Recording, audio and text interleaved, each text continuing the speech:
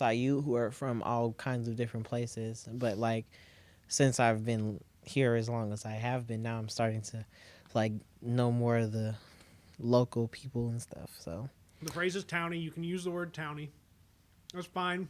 Doesn't offend me. Doesn't offend us, the townies. So sorry. Glad you're getting to know us. Glad we actually you don't just get to know we townies, call y'all Calvin. You become a carbonites. townie. We call y'all carbonites. Do what? We call y'all carbonites. We call it. I'll get out of here. All right. Where are you? Okay. So are you because you are you from Chicago? Mm-hmm. Is that part of why you love the Chicago architecture, or are you just like in general an architecture person? It started with my love for Chicago architecture, and just skyscrapers, and like seeing New York on TV and stuff. Like I wanted to travel a lot more when I was younger, but I wasn't able to too much, you know. But now that I'm older, I've been going a lot more places, and it's great for me to be able to photograph these different skylines and stuff. When did you start? Because I mean, when you first, I won't say when we first met. I'll say when you first gave me your business card Mm-hmm. many years ago.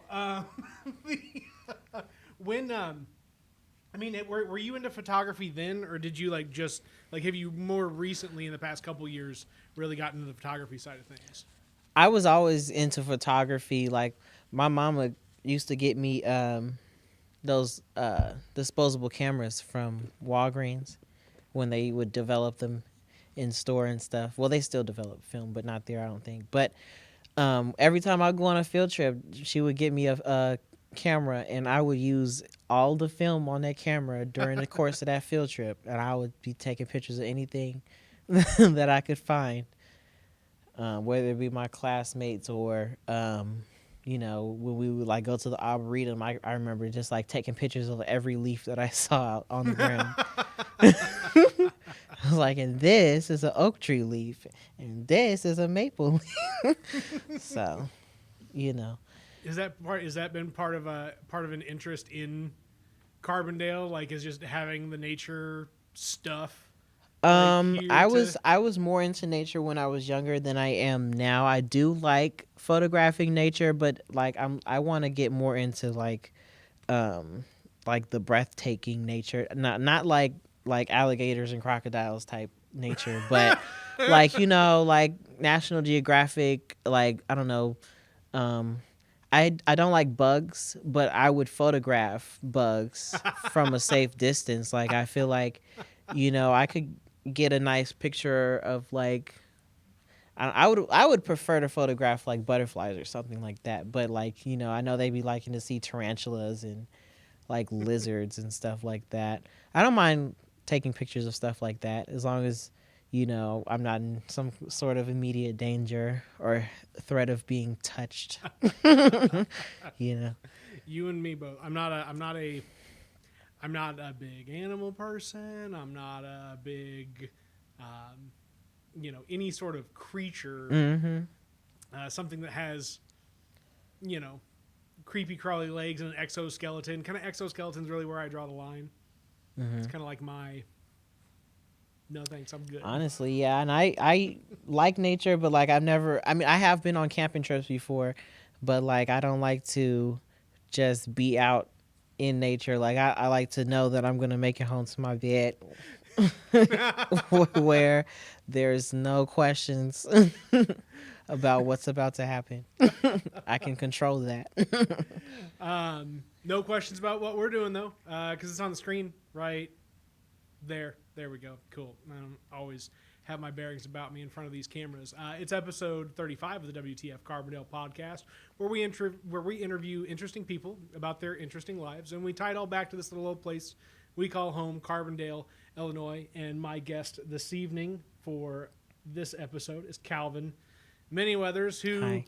didn't remember the Uber ride where he gave me his business card many years ago, but I remember stuff like that. So, Well, in my defense, I've given out quite a few business cards to quite oh, a you're few telling me I'm Uber not drivers. special, and that hurts my feelings, Calvin. Of course you're special, but at that particular time, Oh my I gosh. have So, purchased 500 of those. I needed to get rid of them. have you ordered business cards since? I actually am planning to redesign them now that I have my own website domain. Nice.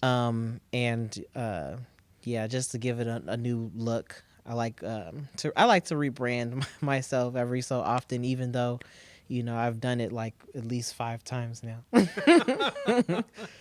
Never stop looking for the next person that you are. Mm-hmm. Just go for it. No, everything needs to be kept fresh. And if it's a creative identity, right? You don't Mm-hmm. expect an actor to play the same role over and over and over and over again. Maybe 3 or 4 times over, but maybe not like, I don't know, 15 or 20 Yeah, times. because then they never live it down. Cause like every time I see I can't think of his name, but the guy that plays Harry Potter, he's just gonna be Harry Potter, That's it. no matter what That's he it. does. Even when he was in that scary movie, I was like, and where's your wand? This wouldn't be a problem if you had your wand, Harry. Honestly. So was school the thing that you initially came to Carbondale for, or Yes, I graduated in 2013 from high school, and I came to SIU because I was trying to get as far away from Chicago as I could. and But stay in state? yes, and stay in I state. love that part of the story. That's the line, man. Yeah. I was trying to get as far away from Chicago or Yeah. as far away from Naperville or Kankakee or whatever it may be, and be in. Mm-hmm. Yep. So I went to SIU for graphic design for about a year before I got on academic suspension. Nice. So did not go back, but those student loans wasted no time letting me know that they were ready and available for my payment. So I politely informed them that I would like to, I don't know, defer it or something because I didn't have it at the time and I still don't have it. But Nobody has it. No, we don't. You don't have student loans. You don't. yeah, Nobody makes enough money to pay on student loans. That's not how student loans are supposed to work. yeah. You're supposed to just die with them on your shoulders. They keep calling me. I just be like, if God don't do it, it won't get done. I don't know what to tell you. Uh, have you stuck around because you like it, or have you just kind of stuck around because you?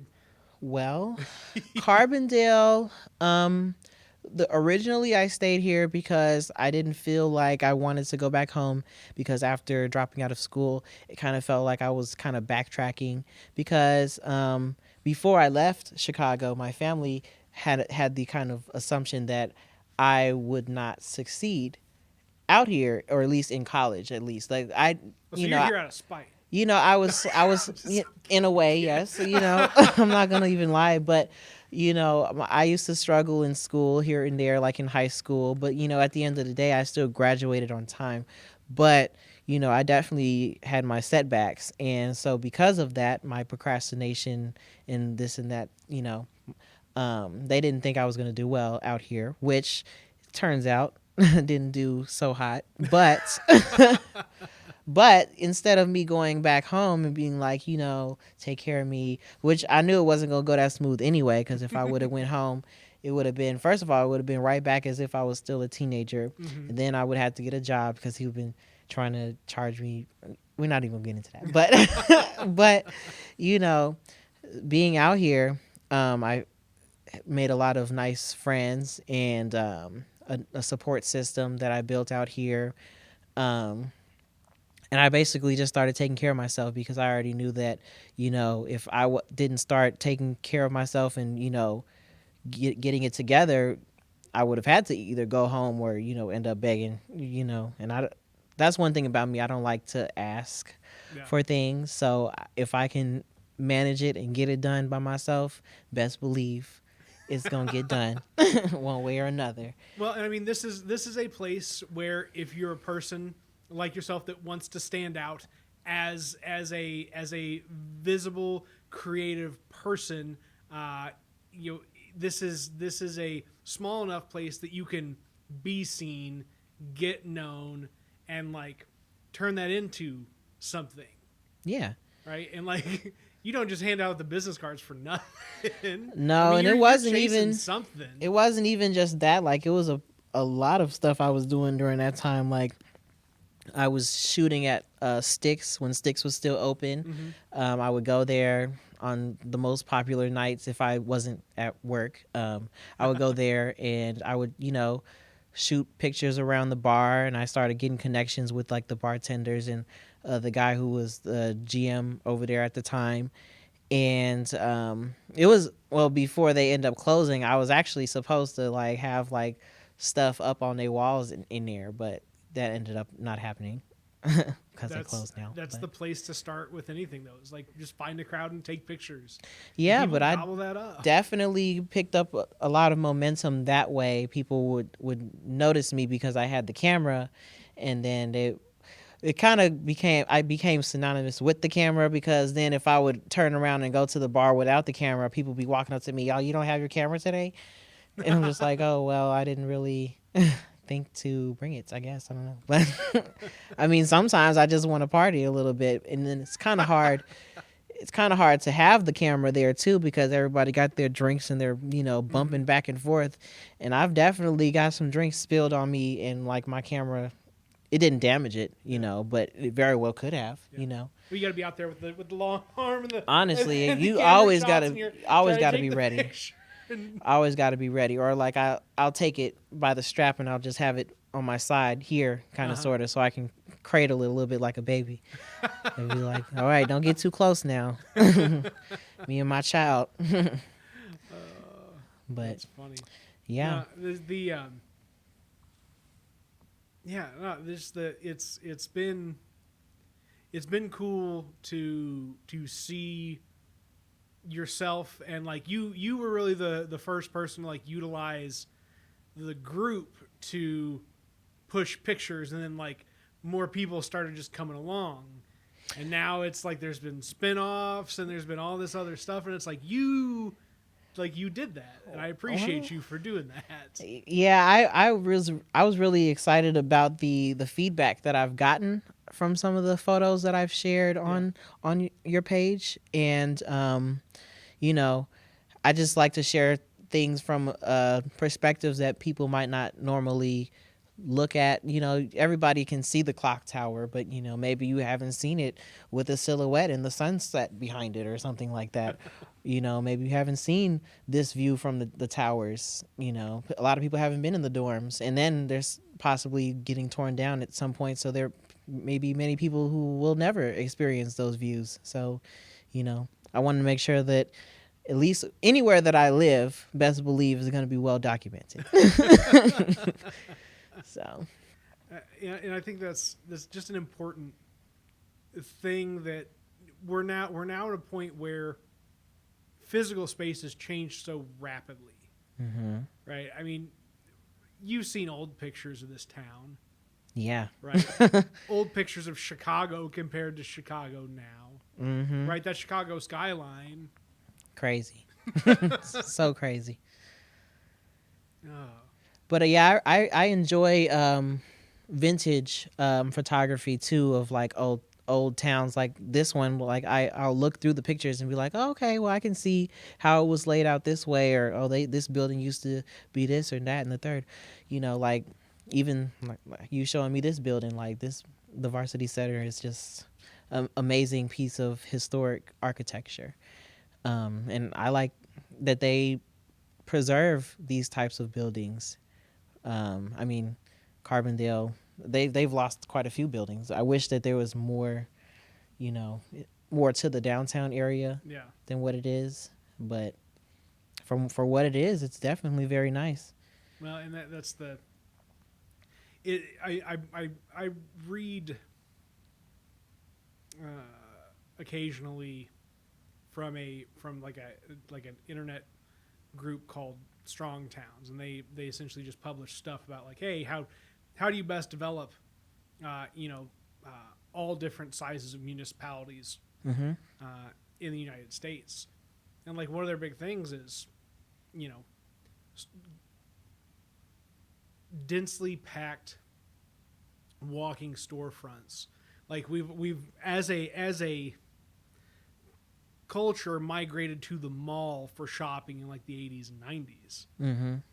And in doing so, we messed up how we manage the value of property in a place, because it used to be all like, okay, so and so had this store and this store, and then Mm-hmm. next to it was, another small shop, and so on and so forth. And you It was can just see that all in that. Carbondale, like with like the way that the strip is set up. Like you can look at the old pictures and see everything was like centralized probably around the strip. But now then they built that big shopping center.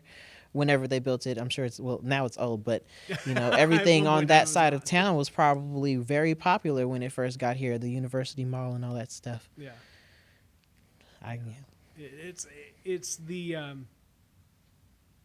it's been it was the draw for, however, I mean, probably at maybe 30 years. I mean, that was probably, I mean, not even 30 years. I think it would have been like early 90s maybe. Mm-hmm. I don't know if it had like the Sears building on it before the rest of the mall developed around it, or what, but Mm-hmm. it's crazy, like growing up and like hearing all the stories. Who knows what this building and that building and whatever else is. Like Levels Mm-hmm. used to just be an IGA. What's that? What's that? Grocery store. My bad. Oh, So like IGA is like a that like was a grocery store. yeah, that's what it started life That would make as. sense because of the layout of the building. 'Cause Yeah, I it's mean, just a big grocery store. Or maybe it was a movie theater. Maybe Copper Dragon was a movie theater. I don't, like, all those buildings over there had been something at one point that is not what they are now. yeah, I was really interested in that cluster of buildings too because like by the old I think it's what used to be Pick's liquor store. Yep. Like that whole section looks like it used to be like developed up kind of nicely when it was being utilized and when Pinch was over there, the original Pinch store. Yeah. Um, yeah. I think I remember the original Pinch store when I first got to SIU in 2013. That we were still shopping there. Yeah, that would have been right around. I think that at the time, because they had, I'm pretty sure they had bought, so but before then, or would that building across the street have still said like SIU, Saluki bookstore or something like that? Did it still have all the bookstore stuff on it? Across from by the towers. By the towers, across from Pinch Penny Pub. Um, what are you talking about? The sign? There was a so the building that excuse me, is now Pinch Penny Liquors. Mm-hmm. I don't. I thought that was a new construction. That building. No, it was a bookstore at some point. I mean, it's relatively new construction. Like it for a short period of time, or maybe I wouldn't have been something I would have paid attention to when I was younger. Mm-hmm. But maybe for a decade or so, it may have been a bookstore, and then it closed down, and they moved Pinch Penny Liquors into that building, and that would have been, man, I don't know, 5 or 6 years ago. I'm real bad with time right now. Like it's 2020 and time doesn't matter. Yeah, I remember them moving over there, but before that I never paid attention to that building. No, that's fair. That's fair. Yeah. The do you mostly stick to just around here and traveling up to Chicago? I mean, do you were talking I've about traveled traveling. around here. I've been to well, obviously all through Carbondale. I've been to Murfreesboro. I've traveled through there, took pictures there. I've been to Centralia, took pictures in their downtown. They have a nice this one antique building that I think was built in 1902 Nice. that's been like really kept up very well, and like one of the rooms have like old like typewriters and stuff. They're like a pretty older town as well. Like do they have like a theater and some other stuff as well around there? I don't Or- remember seeing a theater. Okay. I didn't explore as thoroughly as I would have liked to, but That's fair. as far as like the cluster of storefronts, I was in that kind of area. Nice. And then Makanda Oh yeah. with their 4 buildings. Yeah, that I enjoyed walking that little section. I just thought the town was just so small, or at least I'm sure there's more to it, but at least like their main attraction type of thing is like 4 buildings. And so it was nice to be able to walk around. And I guess they got a sculpture garden back there, so that was nice. Yeah. Did you shoot in the back garden as Yes, I well? did Oh, take that's cool. pictures of the sculpture garden, and there was random loose cats that were walking around, and I took some pictures of them. Have some nice eyes. um, but yeah, yeah, I like to travel to the different small towns and stuff. But um my main thing is definitely cities. Like I've been to all the surrounding cities, like Memphis and St. Louis and Nice. um, uh, Nashville. Yeah.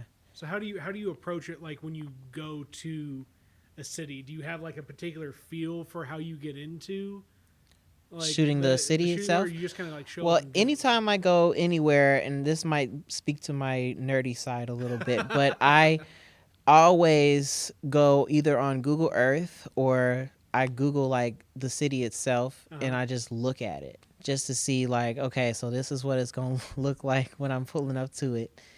And um like I find whatever building stands out to me. Usually I gravitate towards whatever the tallest building is. Uh Hopefully it's like an architectural masterpiece. Some buildings aren't that spectacular, but like for St. Louis, the Gateway Arch um, was always my favorite thing to see there.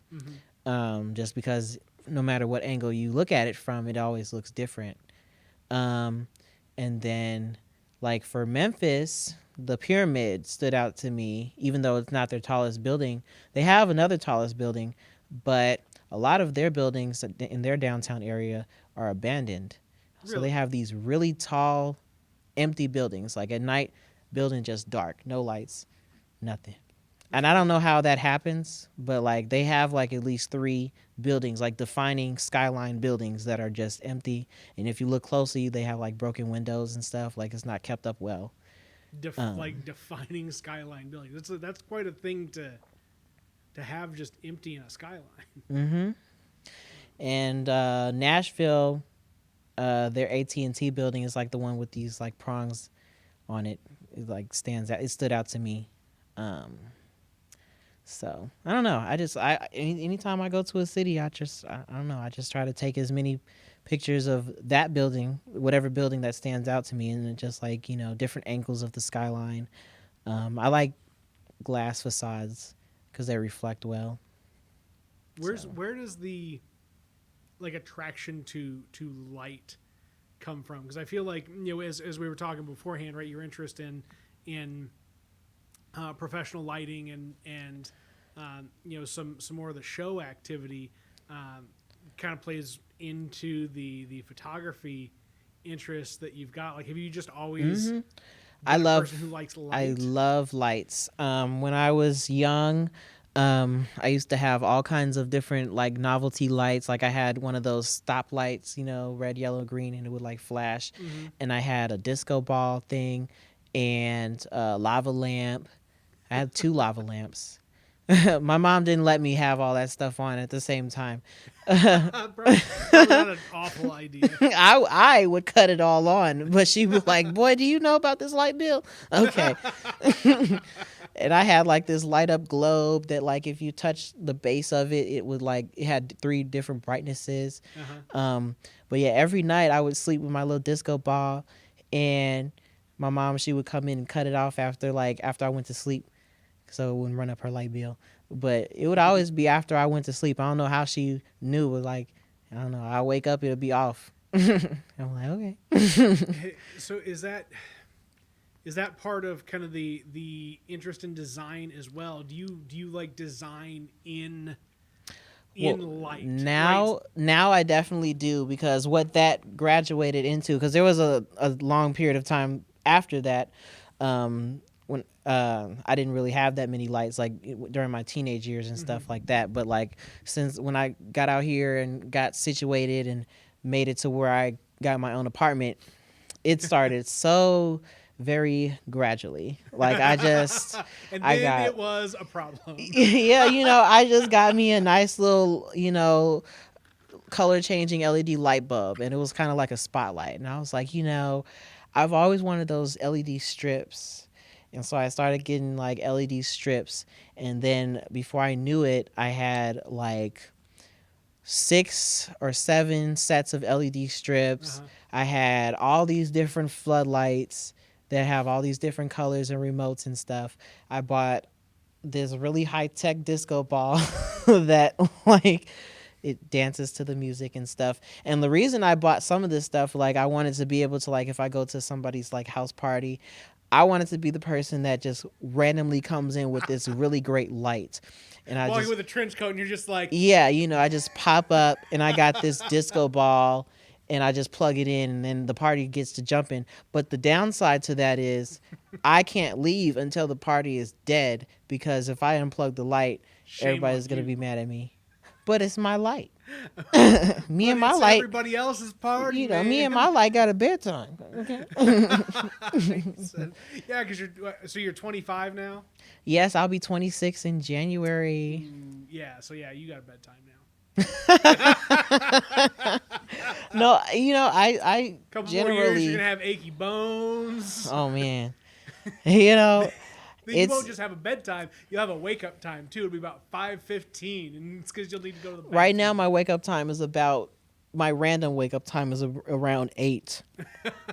And then I always go, um I do my little morning routine and then I go back to sleep and I'll wake up again around 12. Well, this is on the day that I don't have anything to do. I Uh-huh. wake up around 12 or 1 o'clock because I stay up until at least 2 or 3 o'clock, whether it's at work or if I'm online playing GTA. Have you always been the night shift?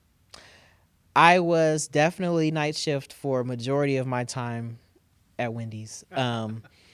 But since I've been promoted up, I have to work more flexible shifts, Uh-huh. especially because I'm one of the few people there who actually have open availability, or at least for them, at Yeah. least, I still do my photography and graphic design on my spare time. And, I request off from work ahead of Oh time yeah. for those things. But, you know, basically, I'm definitely working there majority of my time.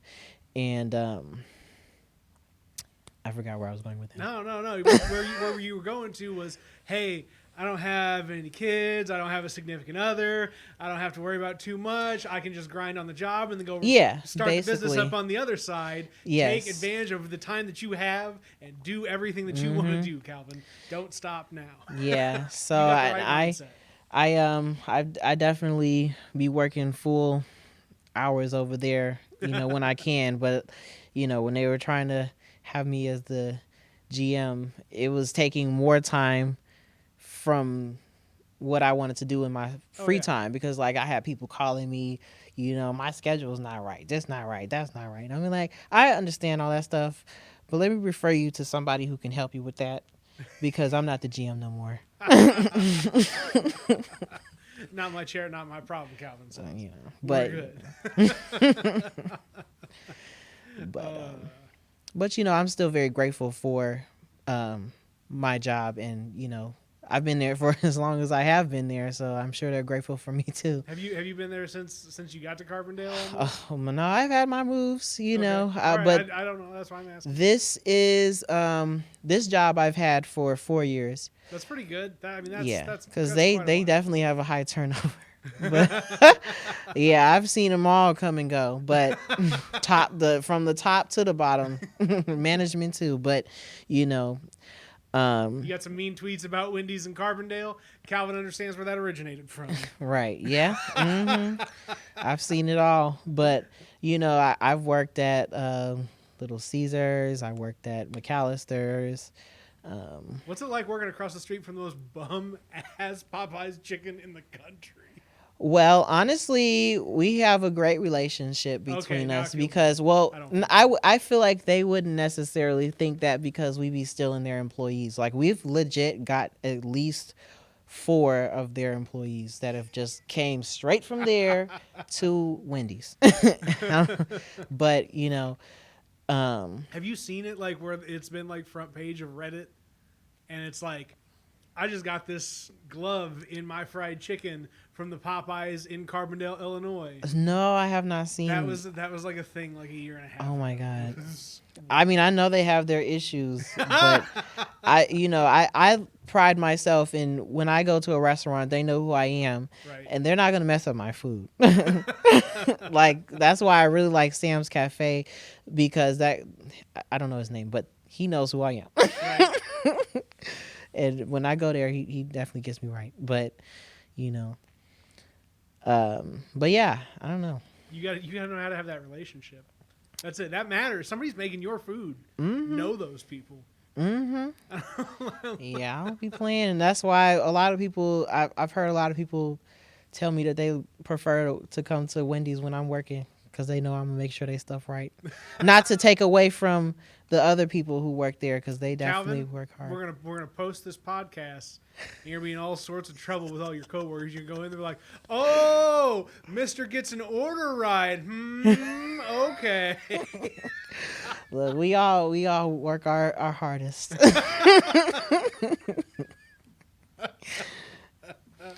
You know, and if we messed it up, we'll make it right. Oh, that's phenomenal. No, I mean, and I mean, it is a. I would say it's probably one of the busier fast food places. It's like it never stops. It's like I feel like we feed the entire Carbondale in the course of one business day, because I just feel like I've seen everybody who possibly lives here in town. Just because it's definitely a block party at Wendy's. I have my car is trash. I'm a trashy person. My car is trash. The only reason my house is even halfway kept up is because I have a significant other who doesn't abide by my awful standard of living. And so so I'll drive through shamefully just all the fast food wrappers from the day before and the week before and the month before. I'm one of those people. There's definitely been times where people have come through the drive-thru and like I won't know if I gave them their food or if they got their food or not because they have something in there that was already theirs. They'd be like, my drink. I'd be like, ain't that your drink right there, your cup holder? Didn't I already give you your drink? No, that's Saturday's soda from Wendy's. I'm sorry, Calvin. This empty. Can I please have my drink? Oh, that's empty. Very interesting. Oh my gosh, what is it? And it is I mean, it's a much different setting in terms of having a restaurant that's got more walking traffic right by and through it on the main drag. Like, it's the difference between being next to a single one-way 3-lane street and off to the side next to Walmart and 6-lane 13 and whatever else. So it affords a little bit more of interesting interactions, I imagine. Yeah, we're right in the middle of town. So we got people coming from the east side, people coming from campus, and driving just through Carbondale on their way to Marion or whatever. But yeah. Well, we've definitely got a lot of travelers, like the one person with the big U-Haul that tore the awning off the building. Do what? Shout out to that guy. Shout out. But when was this? This was anybody who ever went through Wendy's probably within the past few months might have noticed that we used to have a big red awning over the drive-thru window, and it was like, first it got crunched up, like it just looked like it had been just bent up, and because somebody hit it with a U-Haul truck, and it was probably like a month or two ago.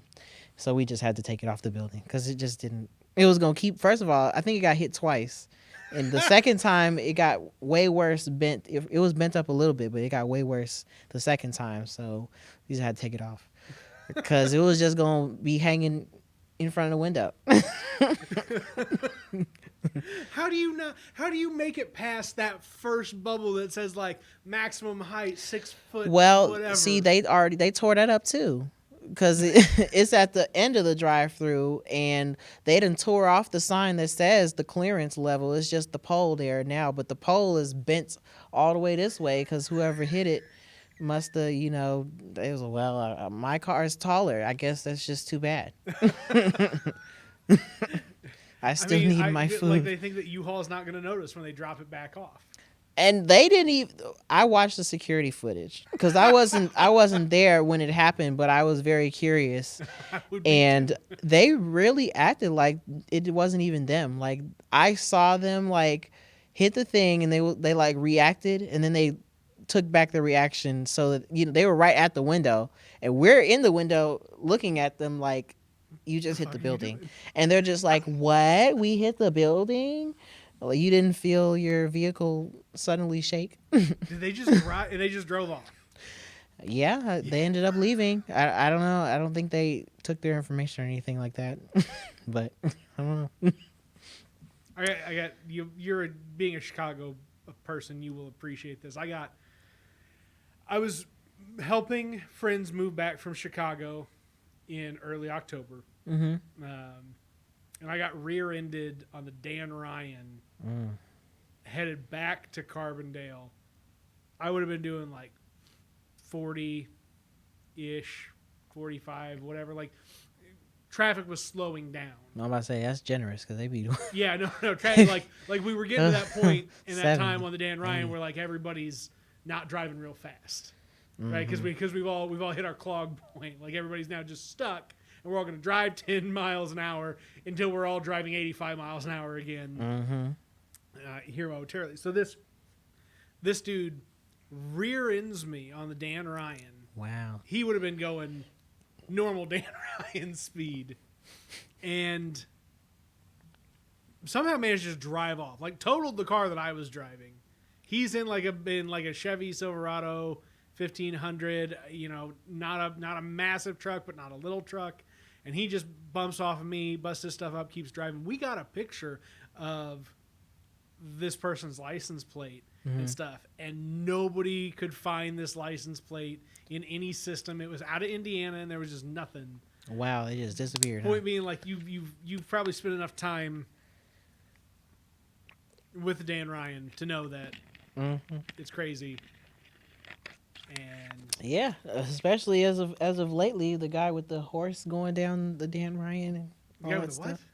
There was a story, maybe like, oh, it's maybe like 3 or 4 months back now, but there was a guy who has a horse, and he was protesting. It was during all the protests, like the Black Okay. Lives Matter protests, and but he went on the expressway with the horse, and he had like gathered a motorcycle club, and these guys on motorcycles were like trailing behind the horse person, but obviously the horse wasn't gonna go that fast, Yeah. so literally the whole city is behind the the motorcade. I guess it's basically a motorcade, but you know, so I just know they were upset because they were way out by like I don't know 63rd going inbound towards downtown. So there's just I could just imagine the frustration. You just got the helicopter just like, oh.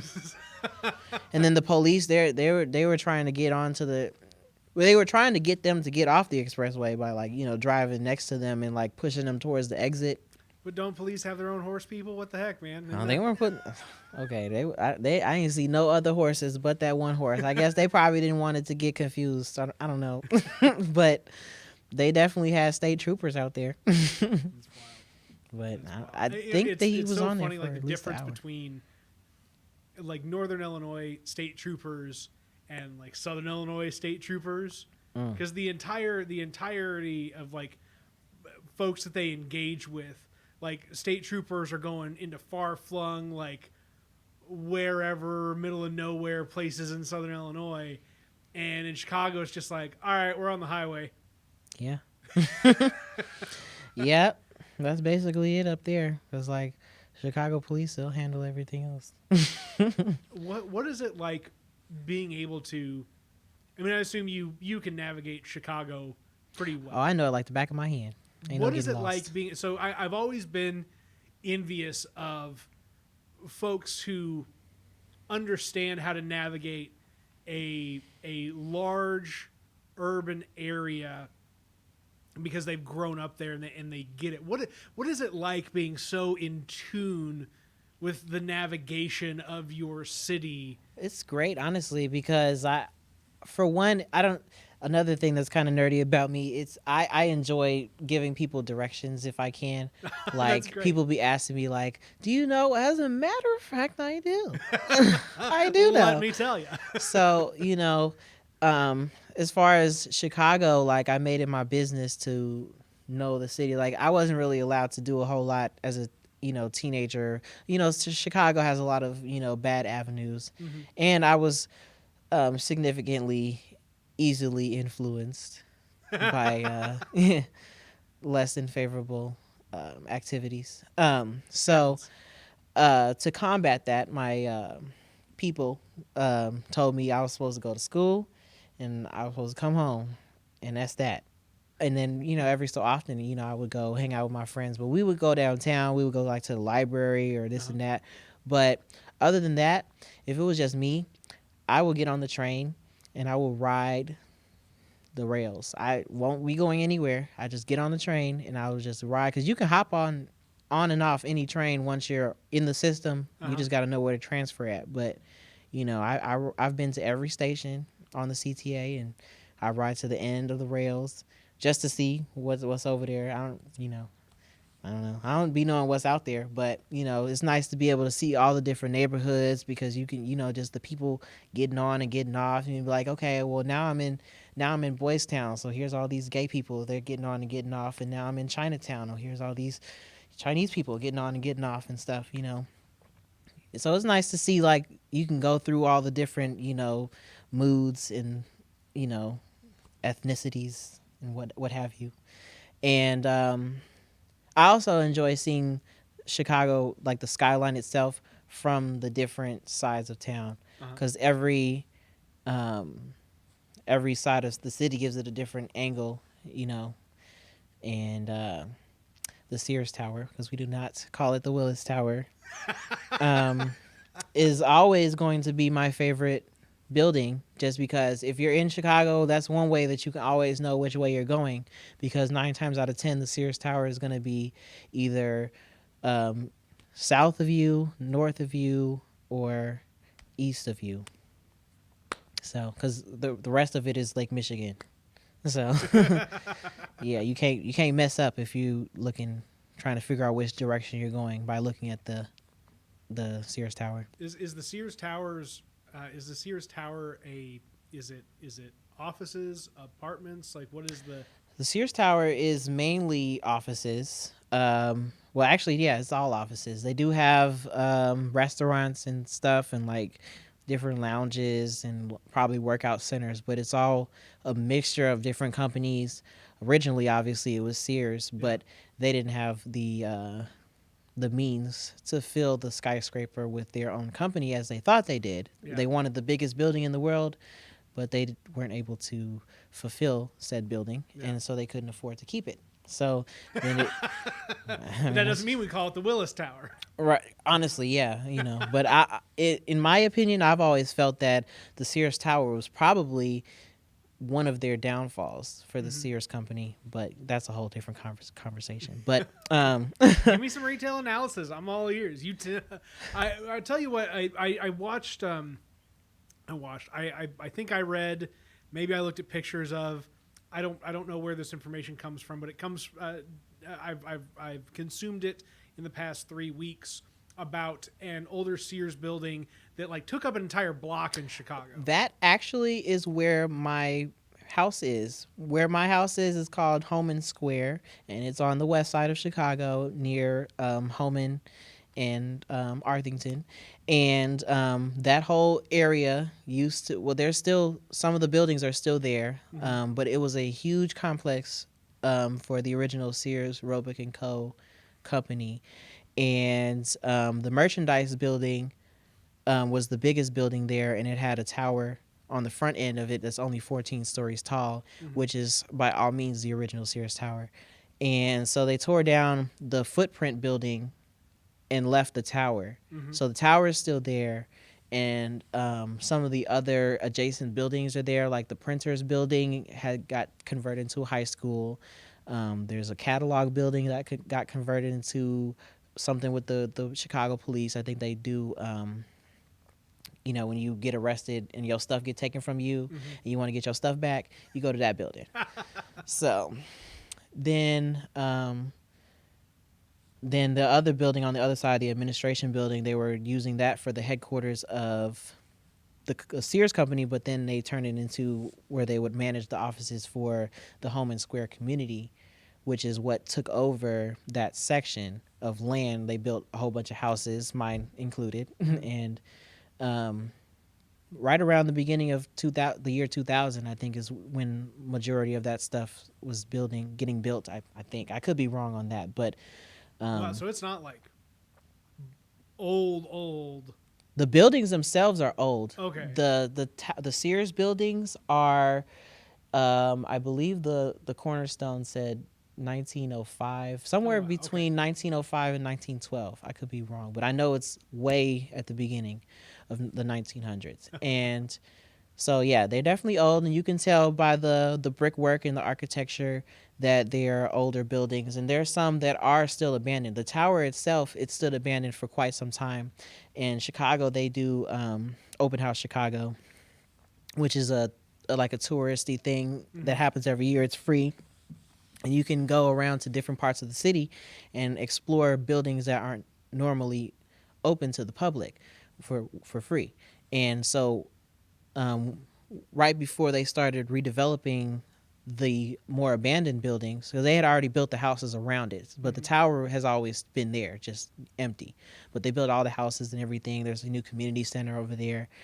Um, but I got to go in there before they renovated the tower, because so that's where I was leading to. That they recently renovated the original Sears Tower to be a vertical community center where they have like different things on every floor Mm-hmm. related to the city, and it's like a lot of them are probably like nonprofit organizations or something. I don't know, but um, I've seen it before they converted it, and now that they have converted it, it looks really cool because they maintained a lot of the original feel of the building. Uh-huh. And then on the very top floor, they have like this really big like room. It's like an observation deck, kind of sort of, because they have these huge uh, bay windows, kind of sort of, and like you can see because since it's like one of the tallest buildings on that side of town outside of downtown, Mm-hmm. you can see the whole west side and you can see the whole skyline of the city. And then when you look in the other way, you can see like all the way out to like Oak Brook and all that stuff. You can see all the parks like Sox Field and like the Bull Stadium, US Cellular, or that's the United Center. But anyways, I'm not gonna know any different. Somebody out there might, but I'm not going to. So you're safe. You're safe with me. but yeah, but So yeah, would growing up in immediate proximity to this type of space, like yeah. has that been one of the things that's really had the most profound impact on? Honestly, yes, because every time I would go past it, I would even like living because I live literally right down the street from the tower that I'm talking about. So Uh-huh. if I like went outside, I could just always go and look at it, and it still has like the name Sears Roebuck and Co. up there at the top of the tower. So you can like see its significance. And on the far end of my block, you can line up the old Sears Tower with the new Sears Tower, which is way off in the distance. But Mhm. there's this really iconic photo because there's actually a historical book that's been published about the Sears headquarters that used to Mhm. be there, and it shows you all the old pictures. And a lot of the land has been preserved too. But that's one of the nicest pictures that I've ever seen. Is like just like the contrast in history. Um, but how they were the biggest company in the world, um, and well now they're not so big. But Things will ebb and flow. Amazon will cease to be at some point in time in the next 150 years, but yeah, that's just but things it's things transition. I it's it's the balance of what do we keep and what do we let go. As human beings, what role does media play in that? What do we feel allowed to let go because we document it, and hmm because we can share a story even if we can't share a physical space. and like is the change in that physical space with the media attached to it to document its previous arrangements, the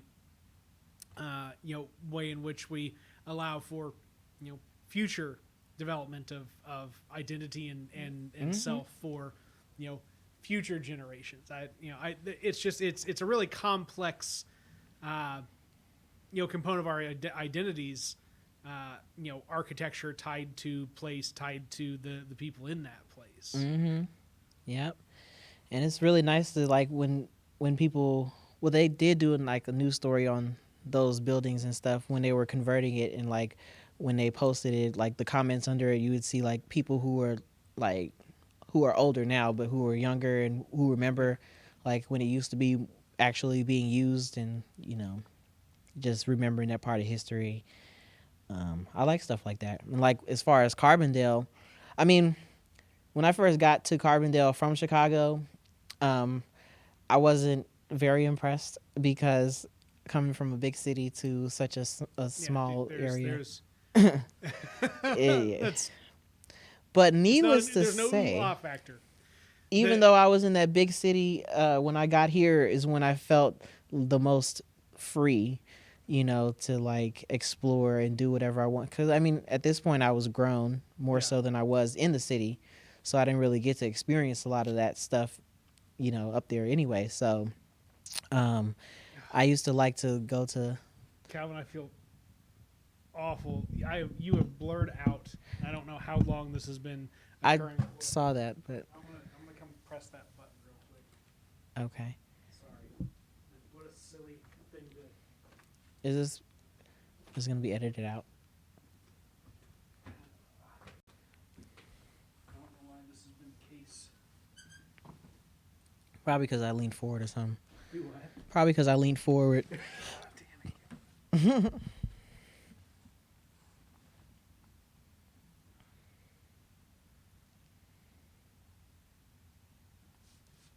Okay. Yeah, that's better. Don't lean forward again, Calvin. Stop.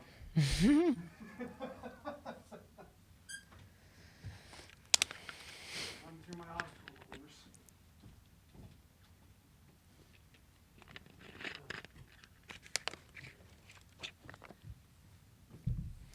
Okay. There it is. My bad. Where were we at before I was like, we got to focus? So much better. So much better. Carbondale not being much, especially compared to coming from literally the country's third largest city. Yeah, you're right about that. Which is crazy to think that Chicago is just in Illinois. Like, it's wild to me to like Yeah. live down here and just be like, yeah, we're really connected to Chicago like that.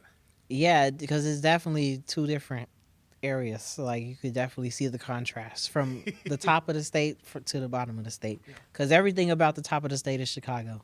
Yeah. They don't even really acknowledge it. And anybody who's from up there, they just say they're from Chicago. Yeah. But in my also, no, bro, you're from Evanston. Let's Right. be real, bro.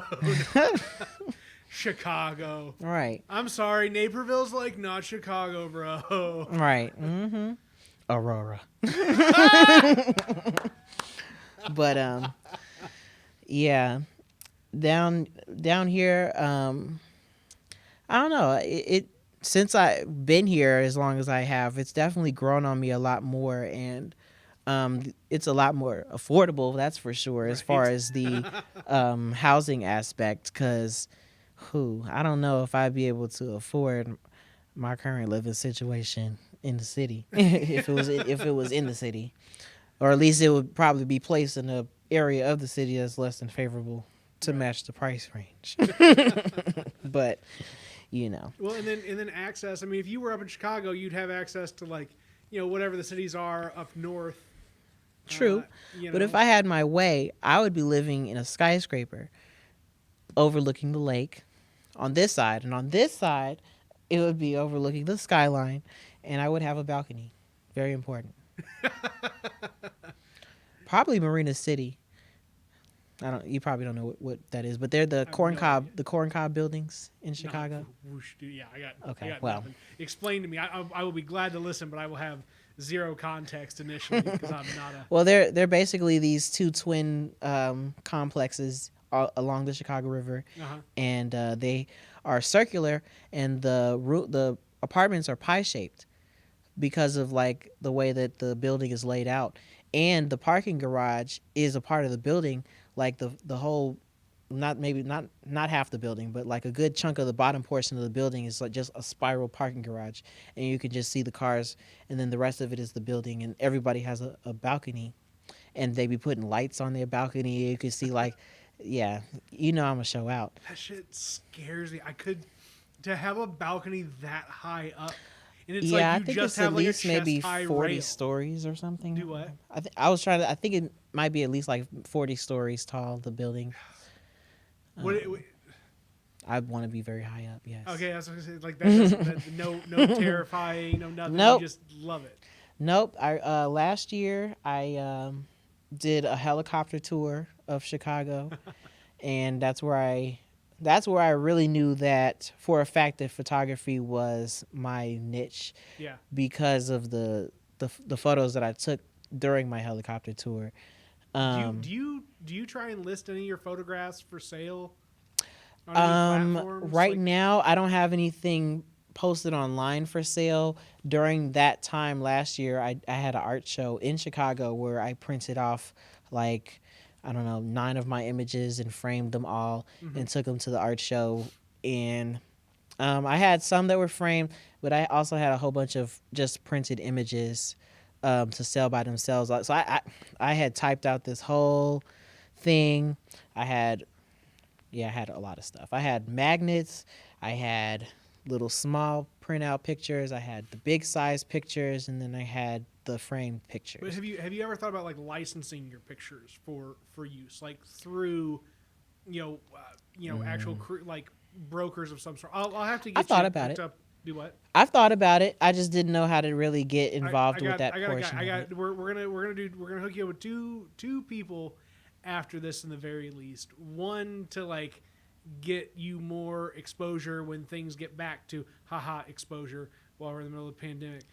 Once we're through the pandemic, getting you some access to get to work with lights and some of this stuff more and like learn it, but also I think another buddy of mine would be super apt to show you how to take your high quality professional photography and turn it into maybe $300 or $400 a month in stock photo purchases. Definitely put me in touch with that person because we need that kind of income. Yeah, so we're gonna keep making these connections. That's how that works. Yeah. This is good. No, I mean it's just cool. I'm glad that you've kind of settled yourself in that, like you've made it through your early 20s in Carbondale. Yeah, I'd say that I've done a pretty good job for myself. They might not have thought that I would have done well in college, but I aced the real world. I got my graduation stripes a different way. That's right. That's right. So I mean that's how this world works now. Like, and I still got a little taste of college, so I can say I went to college. I might not have graduated, but I still, you tell them you had the college experience, right? in Carbondale. The full college experience. I went to school, but I didn't have to go to class. You know what I'm saying? Right. I might have popped in. Hey, teach, how you doing? Popped right back out. Well, I mean, I'm telling you, growing up in Carbondale, I was having the college experience at age 14, 15, right? And that's like most of the people that I know. Yeah. Like everything I don't here know is what it's centered like around anymore with kids these days. SIU. 15 years ago, Mm-hmm. for me it was there was early exposure for a lot of young folks. And everybody had like an older sibling or cousin or something that was just older enough to like connect people within, like, oh man, cool, you're 15, 16 trying to get in with 18 and 19-year-old college crowd kids, right, who are themselves trying to get in with 21 to 23-year-old kids who are themselves just hoping to not turn 27 anytime soon. Oh my gosh. Yeah. Yeah, no. Probably a better better worthwhile growing up in Chicago, getting a little bit more exposure. I'm to actually, different weather. I'm actually happy that I came to Carbondale. Originally coming to Carbondale just off the pretenses of just wanting to get away from home Yeah, and stuff like that. Because it was just crazy for me seeing some of the friends that I had made, and they were talking about I'm homesick, and I'm just like, I've been there for about 18 years. I'm ready to see what else the world has to right. offer for me. But at the same time, I uh, I still understand where they're coming from, I guess. But I guess I just didn't have that type of experience. But like I'm happy that I came to Carbondale and found my way here versus running back to Chicago. I found my roots and I started to flourish a little bit. So you know I definitely hoping for more prosperity in the coming future. I want to eventually make my way out of Illinois, um, but I feel like that would be my next step. But I don't know like how soon that would even be. It's just something that I'm thinking about. But Easier to prepare yourself here than it is to prepare yourself elsewhere with more pressure. and that's for sure. So I do enjoy Carbondale for that aspect too, because I feel like it's a nice place to plan the next move. But it also could be a place that kind of sucks you in a little bit because I've known a lot of people who have like left and came back, or people That's it. like myself who just haven't left. They got here and just end up staying for like an That's extended the period of easy thing time. about Carbondale is you can go do whatever, and you could always come back, Hmm. and it's generally going to be a pretty soft landing in Carbondale. Not too much has changed, Right, and like, they're like you're gonna gonna be still able to come remember back you. and like get a job around what you were making, living in a place that costs around what you were paying, Hmm. eating food that's kind of like what you've been eating, Debatable. right? Like getting by, okay. Whereas like there's not that soft like you don't just leave LA and then move back to LA because something didn't work out somewhere else, right? Yeah. Like you either make it or you don't in the in the big city space like that. Hmm. But in Chicago, I'm sure it's a bit softer landing than like a New York or an LA. Yeah, I've known a lot of people who left Chicago and end up coming back to Chicago. But yeah, I feel like if I was to like go to Los Angeles or something, I would have to have it made, planned out for sure type thing, Yeah. because I don't feel like Los Angeles is the type of place that you want to end up not sure about what you finna do next. Oh, no. Make it or don't, but don't just hope. Yeah, New York too. I mean, I feel like New York probably would be a little bit more um, navigatable. Is that a word? Yeah, navigable. I don't know if that's a Something word, but y'all know what I'm talking we're about. ballpark. We're ballpark. But I feel like New York is probably a place that you could probably figure out depending on what your um talents are. I feel like New York needs alleyways. I have a friend who's a You don't have comedian, alleyways. and by friend I mean somebody who's open mic I performed at several times in Chicago and like know a little bit and what have you. But she's a phenomenal comedian, and she like what she talks about the difference between Chicago and New York, and it's like I like Chicago because of alleyways, So and they don't she's have like, alleyways in New York. huh? She's saying they don't have They alleyways in don't New have York. no because they don't have alleyways in New York. You know what they do with their trash in New York? They put it on the curb, man. Like they just set it out on the street, and like the garbage people just drive. That's why the place. Yeah, man, it's I had not. no idea about that. I would have thought that they would have had alleyways. They look like a place to have No, alleyways. not like Chicago has alleyways, right? Oh Not yeah, because like Chicago deep with the alleyways. that's Hell, right. Chicago should have been the original Gotham City, but I think that was New York though. But they didn't have. They're like, this is news to me. Yeah, no, there's no good. I mean, I'm sure they have alleys, right? But it's not like you get Chicago Oh where yeah, everybody gets an alley. yeah, they really do though. We love a good alley in Chicago. And that's like her thing, right? The joke is like, no, there's so many things that you can just enjoy in an alleyway. So many awful things, but so many amazing things. Like, Yeah, I was just give me definitely part Chicago of Alley. the alley kids, that played in the block. Somebody would put up a basketball hoop, and we would just be hanging out in the alleyway. I mean, I don't play basketball, but I would hang out there, cause the the other people, the popular people were there. You know, I always fit in a little bit. But Uh, no, this is good, Calvin. I a really really fun episode for episode 35. It's always cool when you get to explore what somebody's muse is, and like just through conversation stumble upon what has really seen somebody's character develop. And Calvin's one of those folks that now, just like we talked about, he's tethered to Carbondale, and no matter where he goes, he's always going to have Carbondale to come back to. Just like you always have this podcast to come back to. Ooh, shameless plug. Ladies and gentlemen, have a good evening. Wait, no, have a good one, whatever that one may be.